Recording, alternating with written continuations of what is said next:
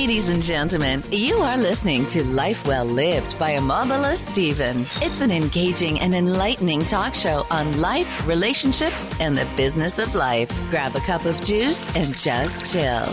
Life Well Lived by Omobola Stephen. Live life. Live fully.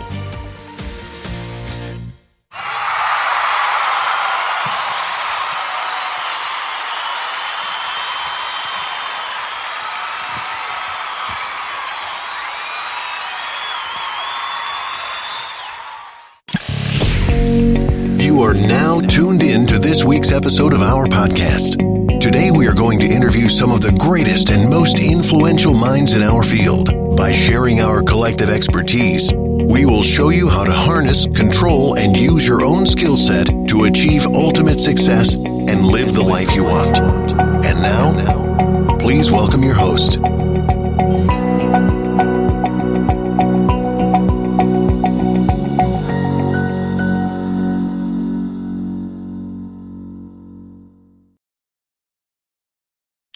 It's a pleasure having you on the show once again. This is Omobola Stephen, your host on Live Well Lived by Omobola Stephen. My podcast focused on self-development and personal improvement podcast with the occasion of incredible and amazing guests who come to the show to share their insights on topics and subjects under personal development. Now, if you want to catch up with any of my missed episodes, just go online and search for Live Well Lived by Omobola Stephen on any podcast distribution platforms and do have a worthwhile listening experience as you do so. Today, I have David Arrington, who is a smart startup coach, speaker, and leadership trainer, right? David's on the show with me today to share his expert insights on the subject of leadership in the workplace. Hi, David. Welcome to the show. Hey, Omobola, how are you today? I'm fine. Thank you for your time. I'm looking forward to your professional insight on the show today. Yeah, I'm looking forward to our conversation. All right, great. David, how does one become a leader? Are people born with it or they're made? So leadership is a skill. It's not an inherent trait that you get when you're born. It's not that at all. And that idea, that understanding comes from the old great man theory of leadership, where people thought that leaders were born, not made. But what I've experienced and what I've seen in a lot of my clients and just seen in general, my experience has been leadership, like anything else, is a skill that you develop. But the problem for most people is if you think it's a trait, then you'll never try to develop the skill. But if you understand it's a skill, you realize that the more time, energy, and effort you put into it, the better leader you can become. Awesome. Now, I understand that leadership go to crisis, right? So what is the best strategies for leaders to employ in this regard?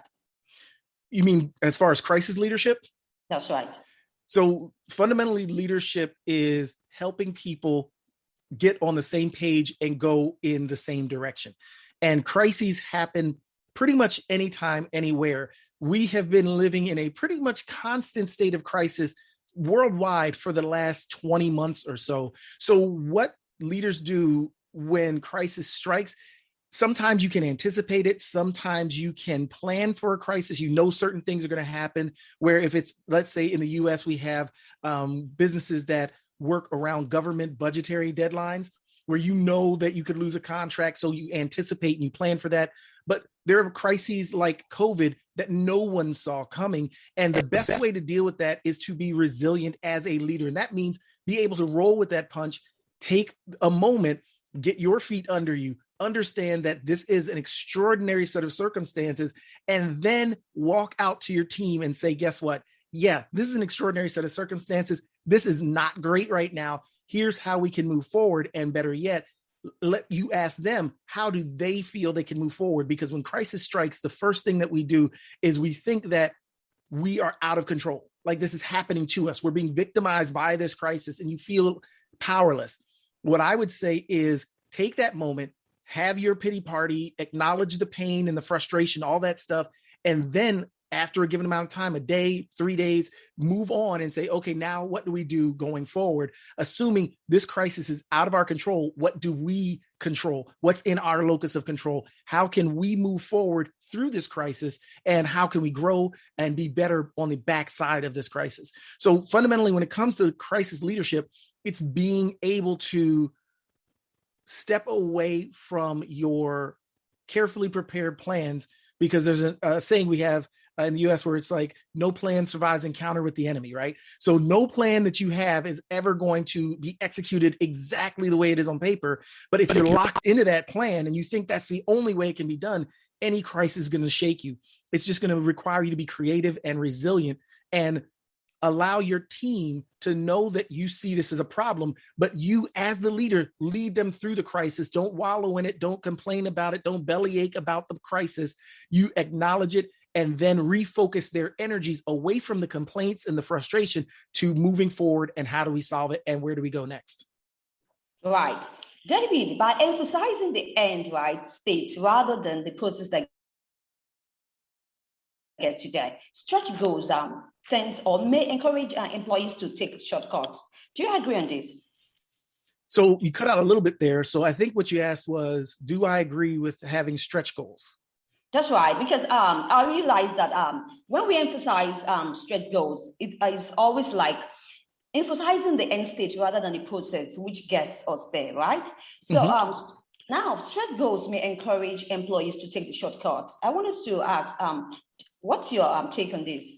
So I wouldn't see stretch goals as an opportunity for people to take shortcuts. So there's a lot packed up in that question. One, if you think your team is trying to take shortcuts, that as a leader is a red flag for you, because either you don't trust your team or you don't have a great team or you got the wrong people on your team. So check that first, understanding that if you're worried that everybody's taking shortcuts and not doing their work.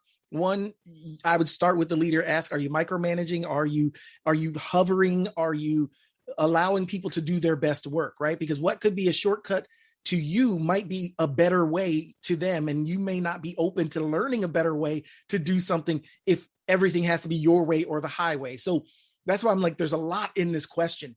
Second, stretch goals are very important for teams and for individuals. So I'm a big proponent of stretch goals. I wrote a course called Goal Sprint, and it's really about creating a goal that keeps you motivated. Most people's goals fall off because they're just boring.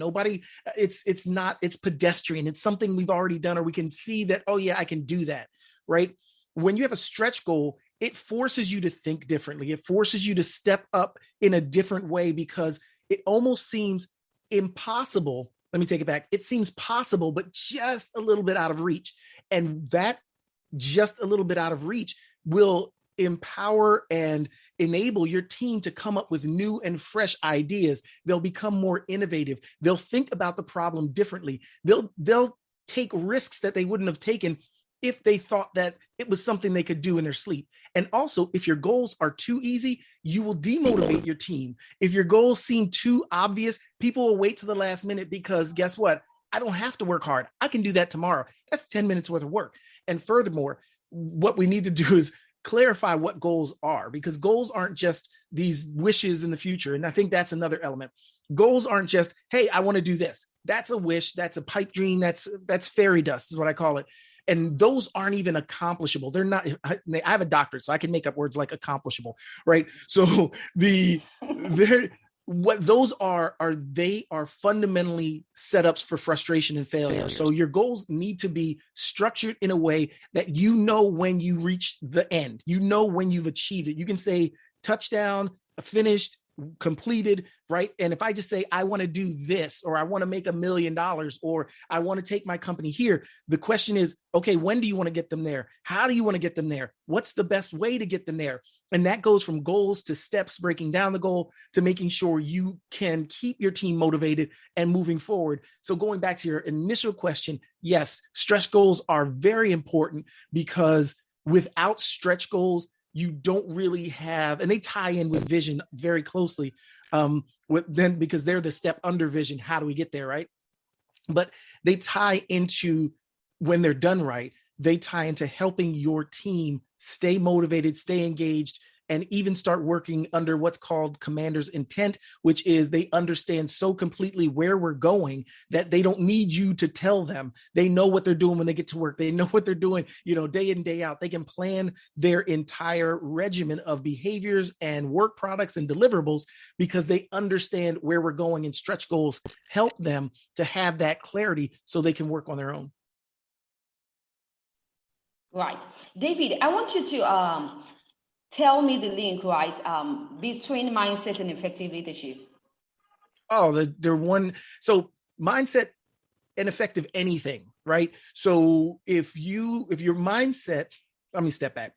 Your mindset is going to determine where you go. So if you don't think something is possible, then you won't even try. Like I said earlier with the stretch goals. If you don't think something is plausible, you won't try. If you don't think you're the right person, you'll have imposter syndrome. So mindset is critically important to your success in life, and even more specifically as a leader or in leadership. So what I would say is, as you grow into leadership, you need to fill your mind with as much good stuff. So beyond just leadership books and leadership training, build up your personal development library as well. Things that feed you, things that help you to become a better human being. Because what I've learned is that people follow people they like and trust.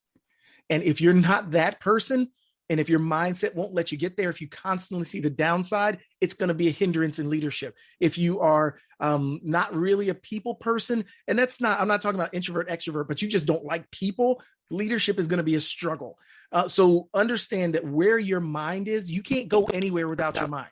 You can't go anywhere without your mindset. So it's going to either propel you or it is going to slow you down in any area in life and in leadership. Right.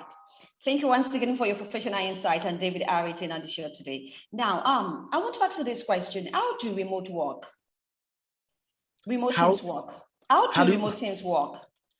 So they work like in-person or co-located teams, but with more intentionality.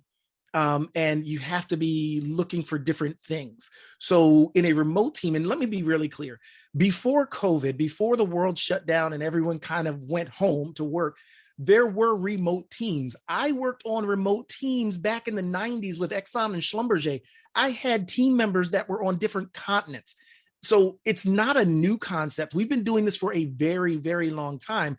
It seems abrupt for many people, right? Most people are used to working at a location with the normal set of people, but remote teams are not new. What remote teams require is a more intentional leadership skill set. So you've got to be paying attention to when people seem more disconnected. You've got to be more intentional about observing and mitigating conflict in a remote team, because conflict is still going to happen on a remote team. It's just going to be harder to see.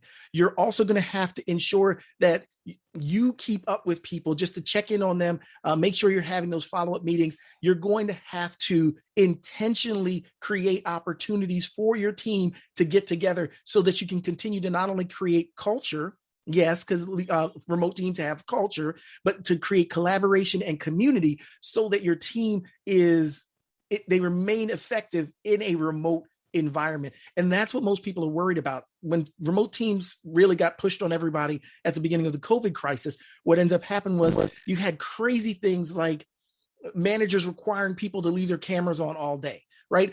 That again spoke to the leaders' lack of trust in the team more than it spoke to the team's ability to perform. So you want to step back and check your own motivations, your own insecurities about leading a remote team as you're leading one, because if you trusted people in the office, then you'll trust them at home. Because what we found is people spent more time working when they were working from home for good and bad reasons. One, they weren't going to work and leaving work at work. Work was home now. They had a part of the kitchen table, or they had a room, or they had a space in the living room that was now their office. So they ended up feeling guilty if they weren't doing something at work. So people worked more at home. And then you found other elements, like people got burnt out on Zoom, right? And then you found people clamoring to get back to what we had.